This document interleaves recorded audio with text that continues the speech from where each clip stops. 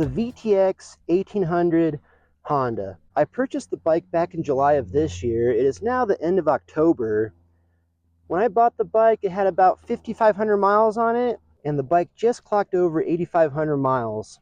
So I put about 3,000 miles on the bike in the last few months. I'll give you guys a breakdown of what I like and what I don't like about the bike, some pros and cons. I'm going to throw my helmet on. Let's go for a cruise. Really quick, let me show you what's aftermarket on the bike.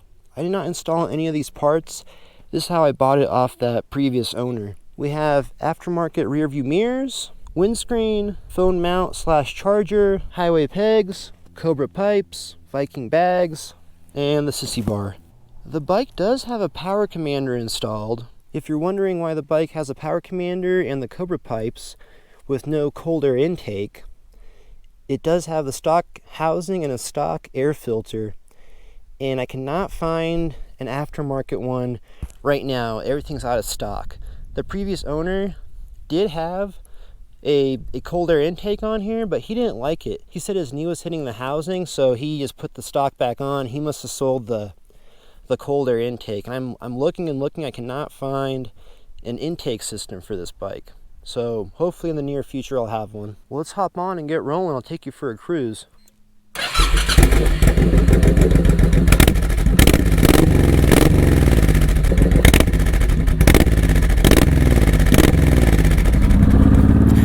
Here we go. Yeah, so I put just over 3,000 miles on the bike. The longest distance trip I did with the bike was up to Sturgis. That's about 400 miles from where I'm at here in northern Colorado. And honestly, I probably wouldn't want to ride the bike longer than that. Yeah, I mean, it's comfortable, but after 400, it's just kind of pushing it. I'm 5'11 and a half, and the stock seat is very comfortable, actually. No complaints there. But I would love to have the handlebars maybe just an inch and a half further back. Like right there would be really comfortable. Where they're at, just a little bit hunched forward. Tiny bit. I did look into maybe some risers in the near future to fix that problem. Now on a long distance cruise like that, I wish fifth gear was a little bit longer. The bike was nice and comfy, about 75, 80. Once you get past that, the RPMs like to sit around 3,500, almost 4,000, and you're burning more gas at that point, and it just feels like you're running it a little bit too hard at that speed. The power is phenomenal. For a big cruiser like this, the bike's about 700 pounds, and she likes to get moving. And it's easy to forget you're on a cruiser. This thing handles so well. When I first got it, I was really getting into the turns, going just a little bit too hard, and quickly realized that it's not a sport bike and you can't lean this thing over too far. I started leaning the bike over and I'm scraping the pegs. I got used to it over time, and I kind of know my limits into these turns and out of the turns.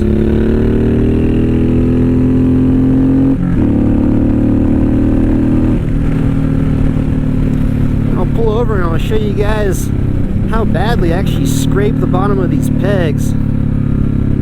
It's actually the whole bracket that I effed up a little bit. Let's pull over here.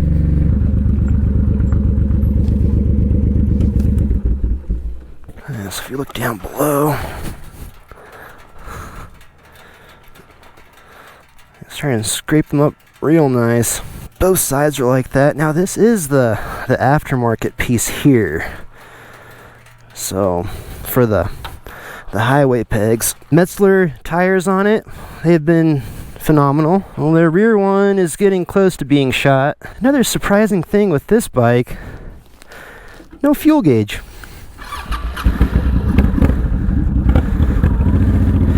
Just kind of surprised to find that out. Let's hit 66. Maybe head towards Longmont. Some backcountry roads out that way. And I love the sound of these Cobra pipes.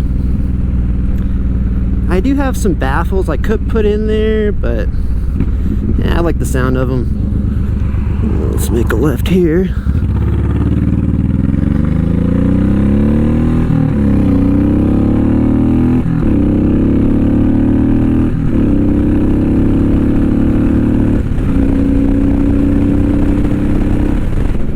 Hardest time with these aftermarket mirrors. I cannot get them to stay put.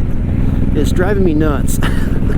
Maybe this winter I'll figure something out with them. I did have a passenger in the back, and she was complaining that rear seat's a little too small, which it is small. It's about big. Maybe you'd be comfortable for a kid, but if you're looking to carry somebody on the back, they're not going to enjoy the stock seat, I can tell you that much. I'm very impressed with the brakes on this bike. I mean, they're very responsive.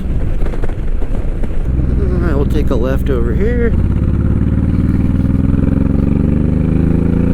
The bike really shines on these open country roads, the long sweeping turns. As like a canyon cruiser, it's fine, but you're not going to be going anywhere fast. You're pretty much going to be going a little bit over the speed limit. But the bike's not meant for that. Very low vibration from this V-twin. Even at idle, there's not much vibration off of the V. I have not done an oil change on the bike yet, but it seems fairly simple. The drain plug, the filter, and the filler cap are very easily accessible. I might go ahead and do that. I'll probably do it in the springtime before next riding season. The shifting was something I had to get used to. Just the positioning of where my feet are and the shifter. It's not a sport bike shifter, it's kind of a clickety-clank shifter. It just feels kind of, you really got to get into it. You really got to press it down, pull it up. Got a cool sounding horn. So when I was coming back from Sturgis, I was pushing her a little bit hard, about 90, 95 on I-25 South, and I had a drastic change in miles per gallon. I was getting about 32, which normally the bike gets about 40, 42, and that's just because of the RPM range. It's sitting a little bit high at that speed. So I would say, 80, 85, it's kind of its comfortable area. So that's just one, I guess, not a huge complaint, but, if you're out in the middle of nowhere in the open, you kind of like to cruise 90, 95, maybe even 100. Very comfortable. The seat kind of has this little upper lip. I'll show you. Let me pull over, I'll show you what I'm talking about. It doesn't look like much, but my lower back sits very comfortably on it. This little lip right here. So you got a little place to lean back. It does have adjustable rear shocks. Looks like preload settings. I haven't messed with those at all. I had quite a bit of weight back there as well when I was going up to Sturgis, all my camping gear, all that stuff, and it felt fine on the highway. Now at low speeds in the city, stop and go, it's not bad for a 700-pound bike. My feet are, flat on the ground. I'm pretty low here, but pretty nimble to get around. My buddy actually talked me into buying a VTX, so I thought I'd figure out and try one out. I just love the low maintenance of the bike and the Honda reliability. That's 90 and we're sitting at about 4,000 RPM.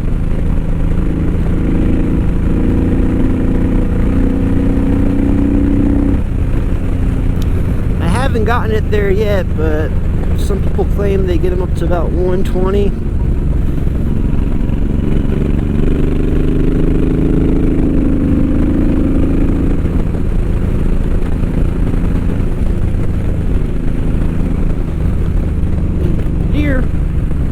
Hanging around over here. So if you're looking to get one of these, I highly recommend it.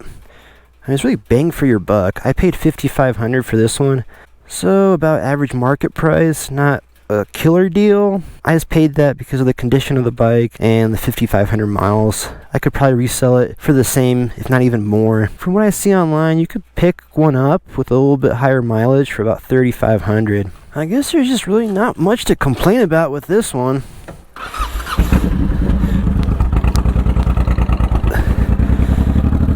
A lot of things are positive. Like I would said, it's just that that top highway speed and not being able to lean this thing over as far as I would like to, which could probably be fixed with some modifications. And it really is bang for your buck with this. I mean, for how big the engine is and how much power you're getting out of it, it's probably the closest thing you're going to get to a Harley without paying that Harley price. The clutch ain't bad. It is a hydraulic clutch. Although I was clutching so much at the Sturgis rally, I was getting a little pain in my hand. A lot of stop and go during the rally, especially downtown. It does have a very direct hit when you get on the throttle, so it kind of jerks you a little bit. I don't know if you can see it, but it probably all the torque, but also going down, it's got a little pullback to it. It's not a very smooth transition when you're getting on the throttle. Also got ESA over time, so I'm most likely going to hold on to the bike for a bit longer. I'm on a search to find that cold air intake system. My thought was, if I can't find an actual cone or something with some housing, I could probably just get a Can-N and drill some holes in this stock plastic one. I know the bike's starving for air. It's got a stock air filter in there. I have no idea why that guy put that back on, especially with this thing having a power commander and the Cobra pipes. That's probably the only thing I'm going to do to the bike in the future. I mean, there's not much else I can really do to this one. Well, I hope you guys enjoyed this short video, just some of my thoughts on the VTX1800. Catch you guys in the next one.